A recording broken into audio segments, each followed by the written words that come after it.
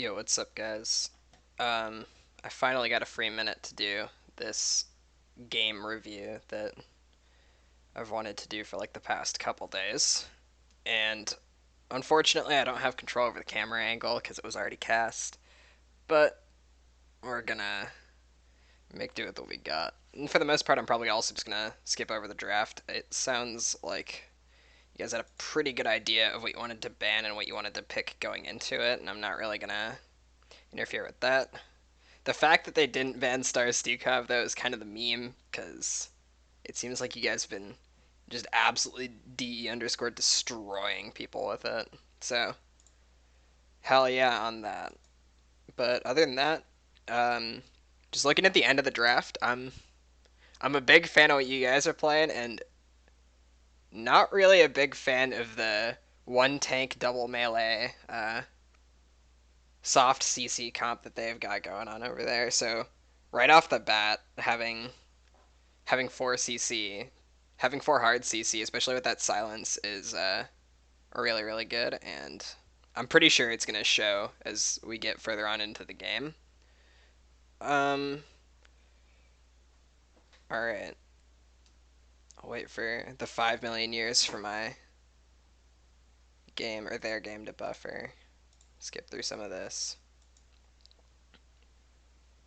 Oh boy, this caster has the thing on the grid on his cursor, but we be living. It's all good.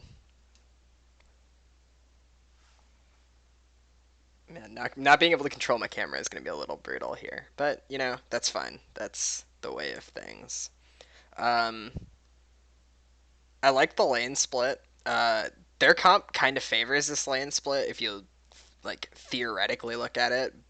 If they're to put Thrall in the top lane and Greymane in the bot lane, but they opted not to do that. So it looks like Venus has a pretty solid matchup against the Jank and that up in the top lane. Usually Sonya's supposed to beat Thrall, and I expect we'll be seeing some of that too. Gives you guys a lot of opportunities to take camps early. Even if they find you guys, that's a good place to be. Camps on this map are pretty decently difficult to invade in the early game. Um, yeah, looks like everyone is chilling so far. Not really a whole lot to be said here. Honestly, probably just gonna skip through the laning phase now that I've like briefly discussed the all that. Oh, there's things happening here. Hold on. The objective. Let's back up a little bit. Guess I'm not skipping through the laning phase because I forgot about the objectives in this game. Those things happen. All right.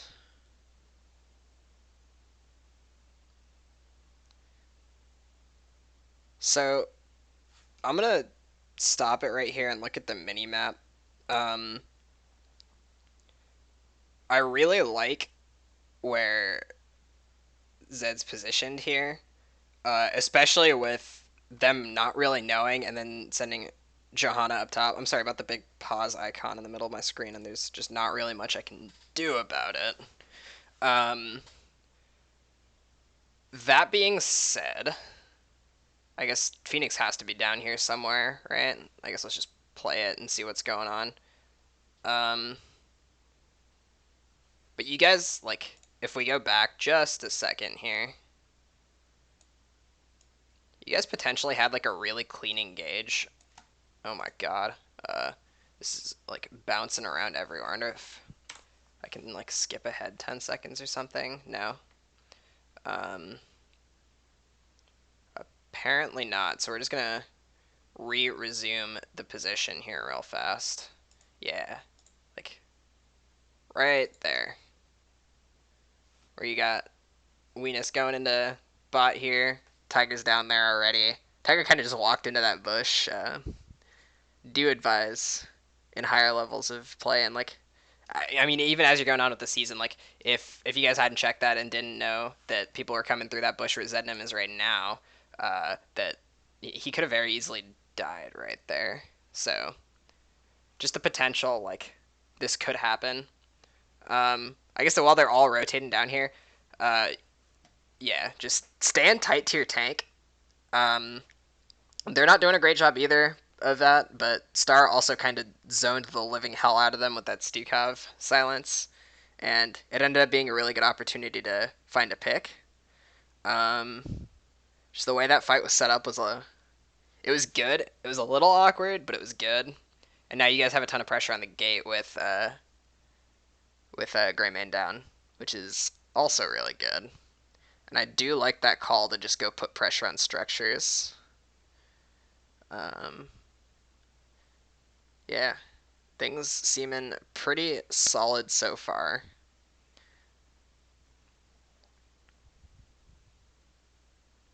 Unfortunately, not being able to move this camera angle is kind of annoying.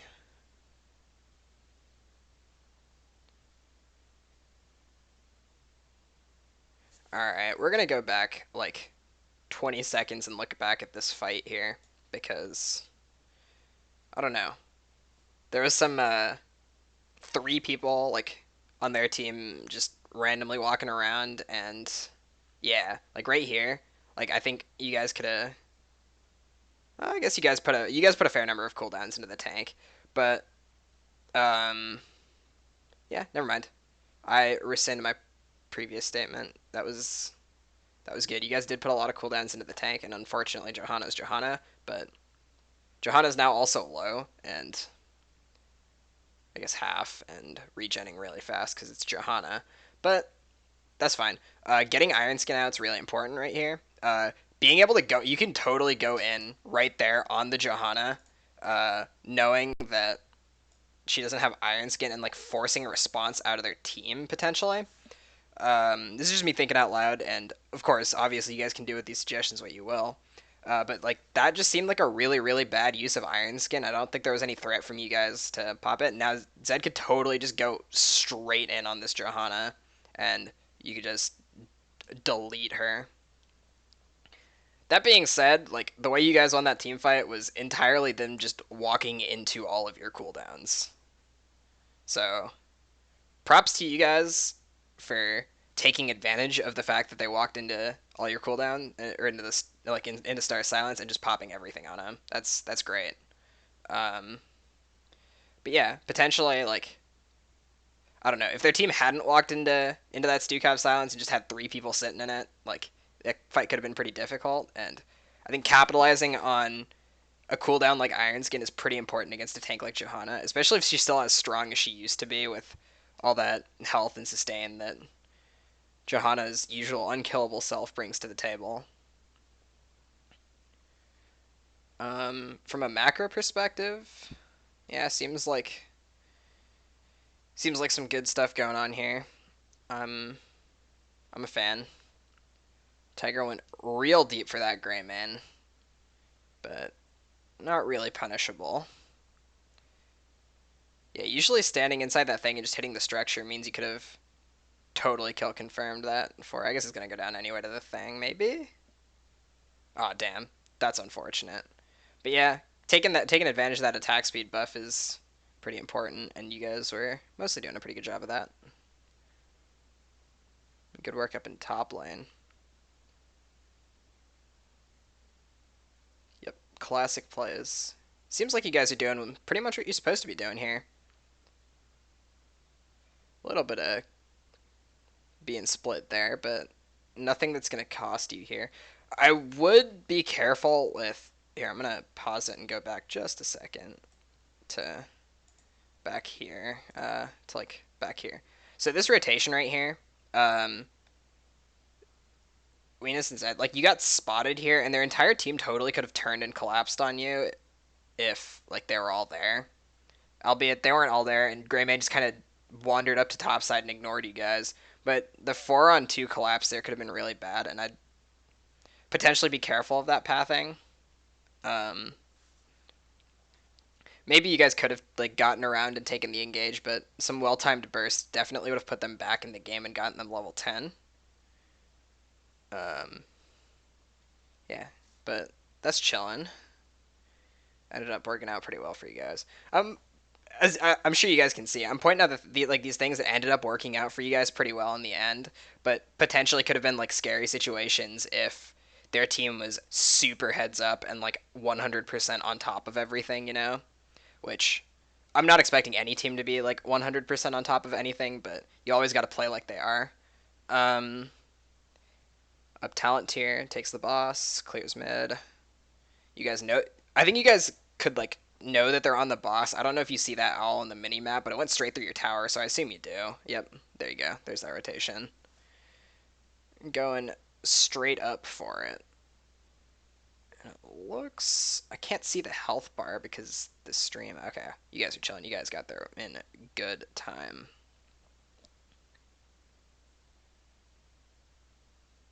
Again, had they committed to that boss earlier, they probably would have gotten it by now. I don't know.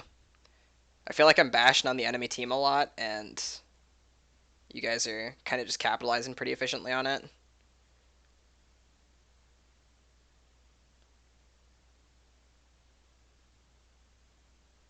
Ooh, perfect. Yep, that's exactly what I was talking about earlier. How you can totally just capitalize on the Johanna and burn a couple cooldowns and engage on her. I think if everyone had burnt a couple cooldowns and like Tiger had also gone for that, that would have been a really, really, really dead Johanna. And Venus was able to go up and find the kill on Tyrande as well, which must have just been a really, really bad positioning on the part of Tyrande to even be in that position to begin with. But again, trying to help you guys, not really trying to bash on them too much. Been failing pretty miserably though at that.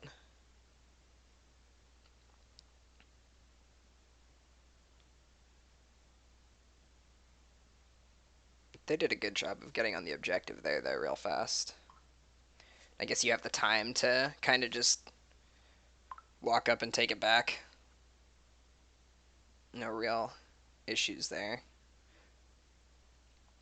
There we go. There's that blow up on the tank I was talking about. I am a fan. Yeah, looking out for that iron skin and just absolutely popping the Johanna at every given opportunity is real good.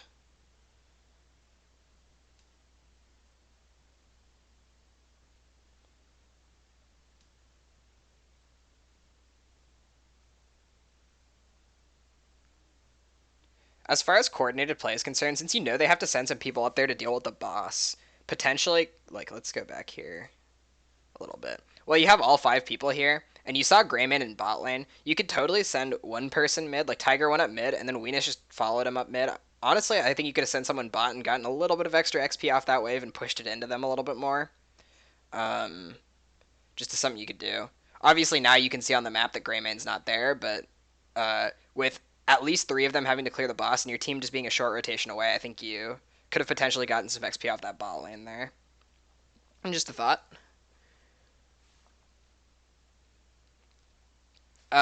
Something else. Zed. That right there, where the Junkrat is right now, that already slows like a lot, and the slow doesn't stack from your W as far as I'm concerned. I'm pretty sure no slows stack in this game, so just keep that in mind that throwing your W in there doesn't really do anything unless you light it on fire. But if you are lighting it on fire, like, I don't know, there was just no one there at the time, and that cooldown could have definitely been saved for potentially throwing down a second W here and keeping yourself alive a little bit better. I haven't seen if you're going to live or not, so that's kind of inconsequential, but you definitely took a lot of damage, and potentially that could be something just from a mechanical perspective that you might want to know. So yeah, don't stack slows. At least don't stack too many slows. Like if it's like a light slow and then a heavy slow, then maybe, but usually you just want to be hitting people with the best slows that you can, and that's about it. Like if the map is already slowing better than your W, then just let the map do its work, and yeah. The map in fact does do a lot of work here. I like that you guys didn't commit to that without the talent tier advantage. Also without Tiger being there. I wonder if you guys wanted to rotate up to mid and help Tiger, but Tiger just walks away too, so Maybe that was fine. Maybe that's fine just staying for bot. It seems like you could have gotten wins either way. Again, they're sending a lot of people to answer Tiger here, and obviously they're gonna get that. There's no way. I that has to just be absolutely horrendous play on the baddest dude's part. Like that just there's no way he should have lived. Like Blessed Shield or something should have been saved for that leap. I don't know. Uh, Inconsequential. Tiger lives to see the light of day once more. I guess from bashing on the enemy team, you can also see things you do want to be doing. Like if you're in a situation against the Sonya with leap, like what just happened, way, way, way back here. Um, he's already well and out of there. Here, a little further up, a little further up, right here. So let's take a look at this. Just we're gonna frame by frame this a little bit. See how that stun connected? Blessed Shield also connected. There needed to be something like you guys. If you were against the leap Sonya in this situation, you need to have one more cooldown to stop the leap. Pretty sure leap doesn't make you unstoppable. Just like Murden jump, and if it does, then that's fine. You can stun him after the leap. Leap does make you unstoppable, but you can stun him after the leap. And in this specific instance, having the minions right there, at least where they were, having the minions there means the Blessed Shield will prioritize bouncing to Tiger, and that would have gotten an additional stun off as well. So in the future, I guess like it's a comment for the baddest dudes, but more so for like if you guys were ever to be put in this position, try and save that last stun or like that last cooldown. Like if you have 3 stuns for getting getting that kill confirm on a at least on a highly mobile target. It's like the whole idea of chaining CC, and it kind of Tiger barely had any health there, and a little bit better coordinated play, and I think he would have been dead. And to be honest, had he been dead, their entire team could have collapsed on you guys 4v5 and potentially even won it. But now they took a lot of damage, and Tiger's going to get back here, and you guys are just going to be able to take whatever you want.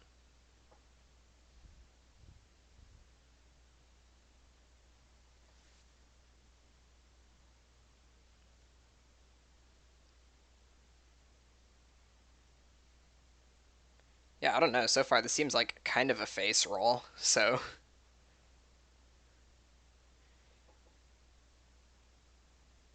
you guys are playing tight, and everything is looking good.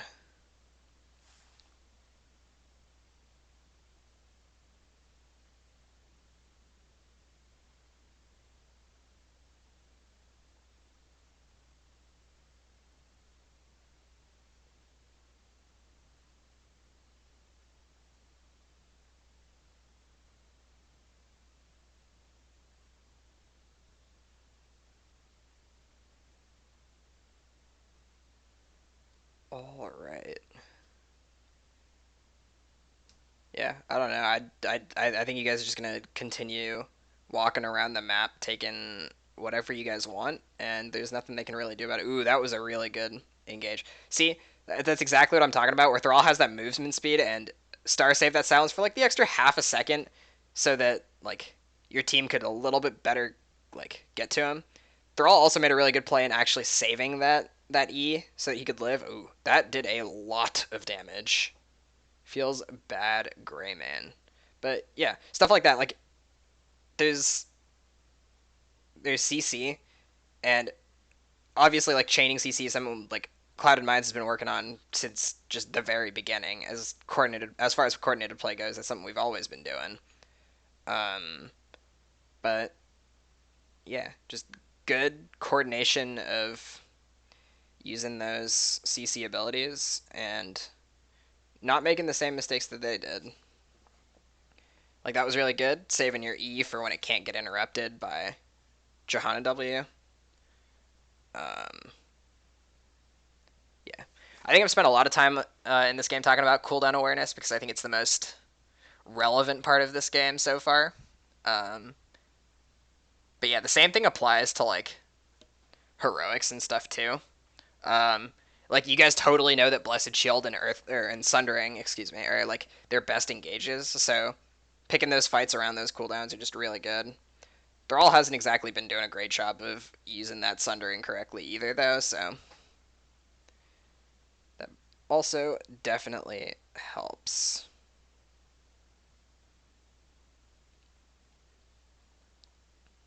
And where I like, if you guys were in the Baddest Dudes position right here, which who knows, like later on in the playoffs, we definitely could be stuck in this position of being down a couple levels and having to win one objective to turn around the game. I would look towards those like Sundering and Blessed Shield type engages on one target to really just try and blow someone up. Um, like especially with Bullet, you could totally just find a pick onto Blaze or onto Tiger when he's in that back line, and it looks like your entire team's pretty low. But that wasn't exactly what happened there, but ooh, clean, clean. But finding those counter engages using your best heroics and things when you're like, especially when you're really down, like you still have these things that do percentage based damage that don't really scale based on levels. So as their team, if you were ever caught in that position, looking for those exact moments to just, we need to find this person, we need to pull the trigger, and they need to die. Like those are the things you should be looking for. And yeah, we did a good job of that. They definitely did not do as good of a job of that, and I think that's why we ended up winning this game. I hope at least that was like partially helpful, like awareness of those cooldowns and things like that. And let's move on to the next game. This draft. Wow. Okay, I'm gonna take a second and look at these drafts because this is some pretty cool shit going on over here. Um, it seems like Zednam's a big fan of this Blaze tank, and to be honest, you guys are making it work really well. That's good to see. Um, looking at the matchups and stuff, it being Dragonshire, that top lane being pretty freaking important. Varian versus Imperius is going to be a little rough in the early game, so um, noting that I haven't watched. I know you guys like win the game in the end, but knowing that I have not watched the rest of this game so far, uh, potentially looking up towards that top side with the global or making a manual rotation up to top side and then flying down for the 4v3 bot or something like that, potentially could be helpful on Swing's end. Other than that, CC, we have. Our CC's okay. We got Blaze Stone, we got Varian, and if Varian decides to go Taunt, that's fine. Varian decides to go Colossus Smash, you could totally all in a tank too with your guys' comp.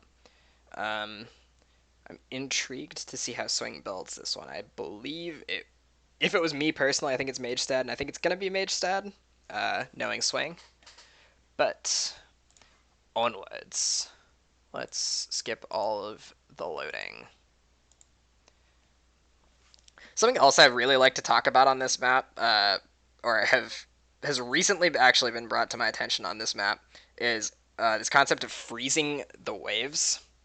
Um, so, for those of you who don't know, freezing a wave is basically trying to get the minions to move in the lane as little as possible so that you can most easily get that experience and deny your opponent experience by potentially poking them out of the lane. It's something that's really, really beneficial for those top laners who are just not weak or not that strong in the early game, and who scale really well. So Varian would be an example of one of those, being he's pretty weak in the early game. He gets a huge power spike around 4 and another pretty big power spike around the 13 and 16 mark. Something you could be doing, like, you just don't need to hit the minions, Like, theoretically, if you're up in the top lane and all of the minions are, like, you know how they, like, meet in the middle like they normally do. If you don't touch the minions should just theoretically kill each other. And if your opposing laner does kill those minions faster than you do, then the wave pushes into you, right? And maybe potentially you sustain just like a tad bit of tower damage or something from like the minions getting like one or two autos off on your tower, but it just generically means that their minions are always pushing into you more and that their top laner has to step up more to get the XP from those minions. As a result, either they don't want to step up as much and they miss some of that XP, or they do step up to get those XP and they're easily gankable. Especially with a global on your team, you could totally literally just fly up there and kill the top laner for being like almost under your tower trying to get XP. Something that's really relevant in the top lane of this map, especially with the global. That was a clean life grip star. That was really solid. But yeah, something to note up in that top lane, especially with that bruiser camp. Like you could totally clear the bruiser camp and not clear the minions like under your tower, and then let the tower clean it up for you, and then all of a sudden the lane is just always being pushed into you. You can win a fight around that shrine area, and it goes like that. I'm surprised that Imperius didn't just kill Tiger on the spot and decided to run away instead. Like a couple auto attacks, I think would have done that.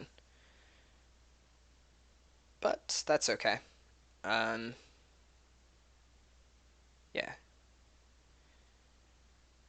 everything else chilling. I like the lack of like.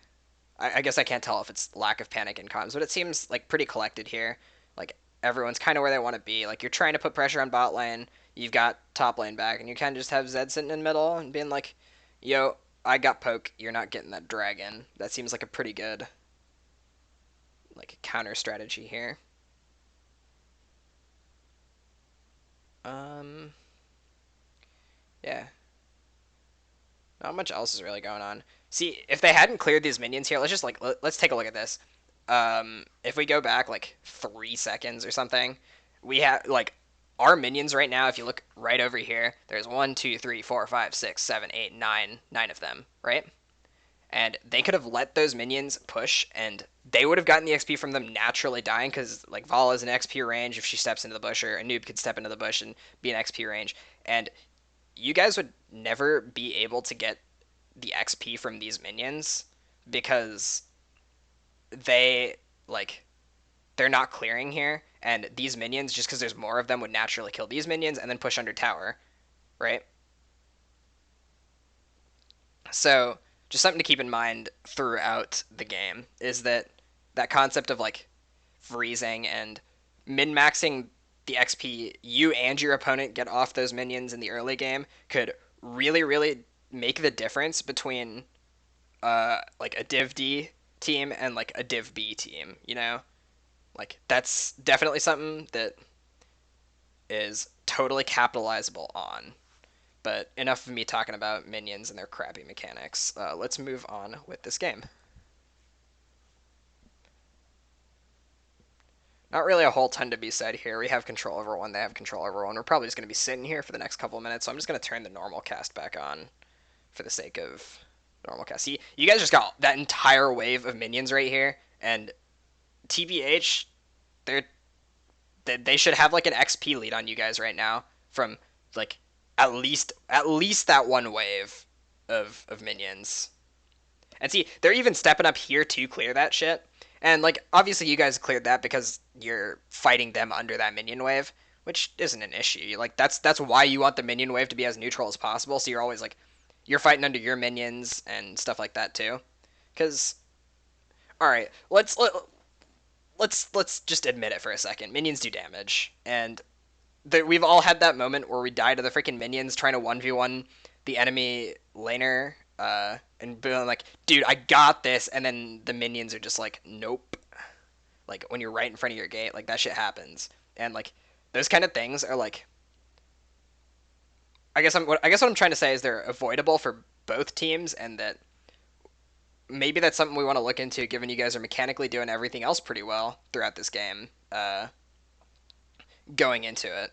And obviously, us being in the playoffs, maybe like these aren't things we need to look at right now. But going into next season, we could have just absolutely dominant performance with mechanical awareness of things like that. All right, now for real, I'll stop talking about the minions. I promise. I'm done for now.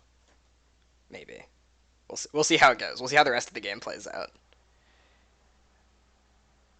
Anyway, things are looking solid. Like getting control over bot, solo kill on top. That Imperius is just he lost once and now it's over. He's he's giving it up. We just putting his life on the line over here for that DK. And is oh damn.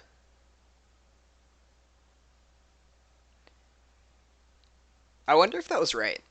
Uh, I wonder if it was right. I'm not gonna pause it because there's really nothing else huge going on around here. But I wonder if it was right to go for the 1-for-1 and get that kill in mid, instead of getting the Dragon Knight. Um, I'm not really sure. Uh, I don't think the towers mean as much in this game as the kills do anymore. But at the same time, potentially getting that earlier Dragon Knight could have been helpful. Whew, big combustion. Big combustion. Nice. Love you to death, Venus, but I don't think you needed to use your R there. I'm sorry. I think that was just 100 seconds of Hyperion wasted, unfortunately. And I guess like you got a little bit of tower damage done, but using that on top of the Dragon Knight to zone for your entire team would have been really good. Or using it in mid to zone to get the Dragon Knight would have been really good. And I think you guys would have had this tower, not regardless, but almost regardless. Like it would have been pretty close, and I think you guys would have gotten the tower either way. Especially looking at how much he just bullied that Imperius out of the lane. Like, plus they reacted. Oh no, he's dead. Unless Star has life grip. Star could just life grip him. Yep. And you got the DK. So let's go back. I know this is nitpicky, and I know like nitpicky things are what we're looking for here. But on this cocoon, it was good of Star to keep running away. It was really really bad of this Rhaegar, if you go back, to just sit around the cocoon and not go forward with the rest of his team. Like capitalizing, if they had capitalized on that, Star should be dead. At least Star potentially could be dead. Also, saving the CC for the life grip would have been really good. Um, that would have been nice. And lastly, going back, I know we've looked at this fight 3 different times now, but I'm gonna stop it right here. If that stun on Star had gone out just a split second later, Rhaegar would have actually Rhaegar and Imperius could have totally like turned around, or Rhaegar and Anub'arak could have totally turned around and killed Venus while Imperius was CCing Star. Or the Rhaegar could have stepped up and been around Star, and you guys could have saved that CC. So after the life grip went out, you could have CC'd either Raynor or Star. You could have CC'd the Venus or a Star, and potentially killed one or both of them. Now going forward, noting the fact that we didn't do that and the life grip actually went off and was able to connect, that gust might have been a little bit unnecessary, but I don't know. Let's go back and take a look at it one more time. So we know Burrow Charge is down, we know Cocoon is down, we know Imperious Q is down, and those are like 3 of the hardest CC abilities there are. So I don't think you guys needed to do that. Just Anub'arak probably had another 5 or 6 seconds on that Burrow Charge in, and you probably could have just used the Gust in response to the Burrow Charge. I don't think they had enough damage down there to kill you. Then again, I guess Gust is only on a, what, like 60-second cooldown, so potentially does not really mean all that much. DK, personally, in my opinion, think you should have been pushing mid structure. Again, nitpicky things and me being just really pointy. Because now half the time's up on the DK and you haven't taken that mid fort yet. Potentially opens up keep walls in mid and bot if you guys had gone straight in on that fort to begin with. I'm not really gonna say anything about like who's in the DK. I'm not really worried about it. Putting the tank in the DK is never really a bad thing because the Dragon Knight's always gonna be out in front, and Zed has a really good escape. No issues there. Also, life grip. Life grip is broken. I will continue to talk about life grip this game because it is broken. Rest in peace. Never mind. Don't rest in peace. Swing Gust is also broken. Um,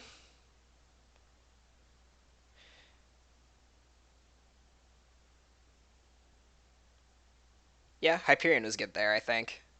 Like, I understand the appeal of using Hyperion to push down structures, and like I think that was a good use when you two could just stand under tower and tank it without the minions, and use that Hyperion to get that tower for basically little to no exchange on the part of your opponents. I'm a big fan of that. I'm a huge fan of that. Ooh, he's got the stats pulled up. I want to go back and look at these stats. Or now I guess go forward and look at these stats. Um, um, um, um, um. Oh, carrying on. Sorry. Just my obsession with stats. All right.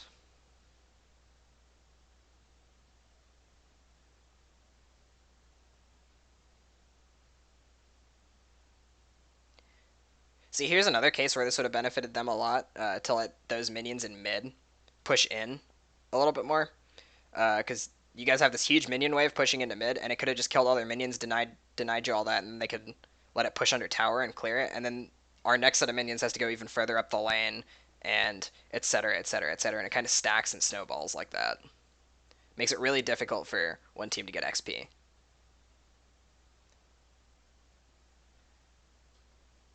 Oh my god, that Valo was the deadest shit I think I've seen in a good while.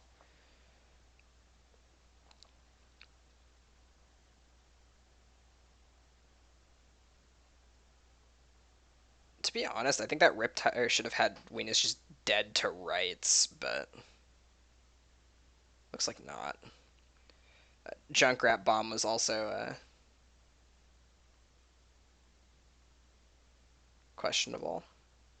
Oh wow, Star's really fast. What the fuck? God damn it, Star. You're so fast. And everyone else is clean.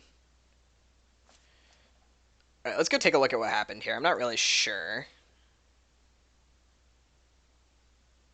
Yeah, so we're back here. We get that early pick onto the Vala.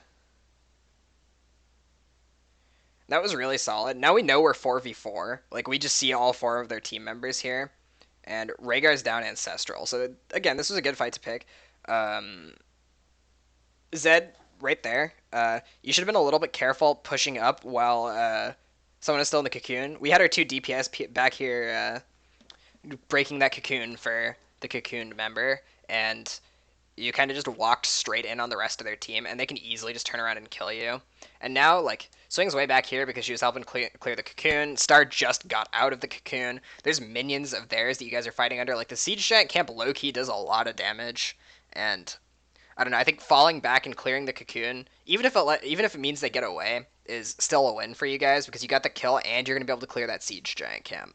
So I don't know. Potentially, a little bit of an overstep there, a little bit of maybe overconfidence. You guys are also on the same talent tier, I think. Unless that's a no, it looks like a 13. So you're on the same talent tier, and now yeah, and now that fight just goes a little bit out of your control because they're able to land the CC abilities and boop people in the wrong direction. Stacking up under Imperius and Nubrak also tends to be a bad idea. He got a couple 2-man stuns in that last, or 2 or 3-man stuns in that last fight. Excuse me. Um, and you were also without Tiger, so you knew it was a 4v4 the entire time as well.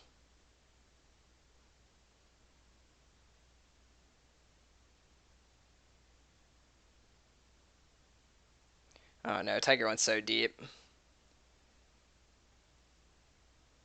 Yeah, and there's a little bit of a stagger there, which potentially could have been avoided. But at the same time, I'm not really gonna draw too much attention to it because like those are things you guys already know about, and I don't want to just trash on you guys for things that you definitely already know about and are more than capable of fixing, and I have the utmost respect for that.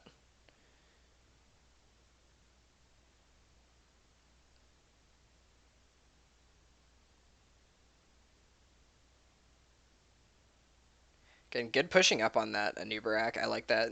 We know a bunch of them are in mid. Seemed like a good play. Um,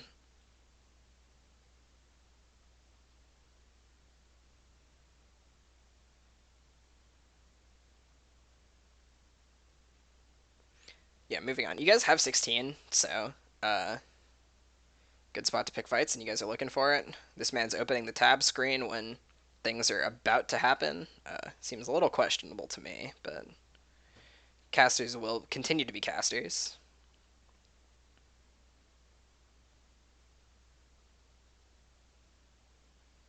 Ooh, that was another big stun from Imperius.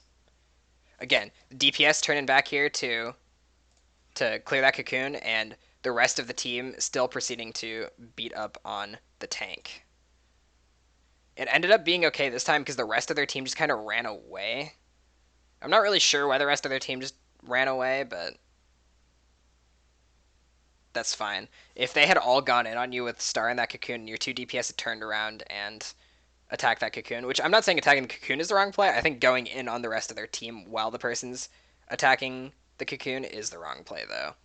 And you guys want to make sure whatever you guys are doing, you're doing it 100% together. And that Zed could totally buy a lot of space for clearing that cocoon with his W and his E, or not his E, with his W and his Q, setting shit on fire and making big fiery stripes on the ground. Usually is a pretty good deterrent for most people of just walking through shit. Usually, if there's a big thing on the ground that burns, you don't want to be walking through it. At least that's how most people's minds tend to work. And like that's a pretty mental thing to keep track of too. That's just something when people are playing this game and you see a big fiery thing on the ground, you're instinctively just gonna be like, "Oh, there's a big fiery thing on the ground. Don't step in it." You know, like it's gonna be said that fast too. Like, "There's a big fiery thing on the ground. Don't step in it." Just it's just something you do, and keeping track of that and using it to zone is some of the best shit you could be doing. Even without setting it on fire, just the slow is really solid for denying your opponents access to the rest of your team. Here, it doesn't really matter. You guys are just hitting the Nexus, and the game is over. But yeah, couple things to take away from that second game from my end, I think, are to focus a little bit on that minion mechanics and freezing that I was talking about a little bit earlier in the game. And second off, when someone's in the cocoon, try and making sure that your entire team is coordinated on whether or not you're playing defensively around the person in the cocoon or offensively and leaving them in the cocoon. Usually playing offensively and leaving them in the cocoon is not the greatest of ideas, especially when it's your healer. But if you have like that one pick already and you're fighting a 4v4 and that person will eventually just break out of the cocoon by themselves and you see the opportunity to get another pick, maybe you do go for that pick. But whatever it's doing, make sure the remaining four of you are doing it together. I think that is the most important part of that approach to a situation. And yeah, it can be hard to like focus on that. But when someone calls out that they're in the cocoon, yeah, just make sure you're aware of that collective decision making that you guys are doing, because it cost you in one fight. It could have cost you in another theoretically, but I just want to make sure that moving into future rounds when we're playing against harder opponents and people who are more able to capitalize on things like that, who are willing to go on the fact that our team is split up, doing two different things at the same time. We need to make sure we're ready to not be doing two different things at the same time. We're ready to focus on the one priority that we have in mind. With that being said, yeah, you guys played really well. Other than that, even including that kind of stuff, like obviously there's always things that can go better in a game, but don't use this as like that thing of, oh, we didn't really play that well. You guys played really well, and you guys played really tight and together. You always had your tank in the front. There was a lot of good stuff going on here, and I'm just trying to bring to light the things that we potentially want to keep working on for the next time. And with that said, uh, I will leave you to watch this replay or conclude watching this replay and go on about your day.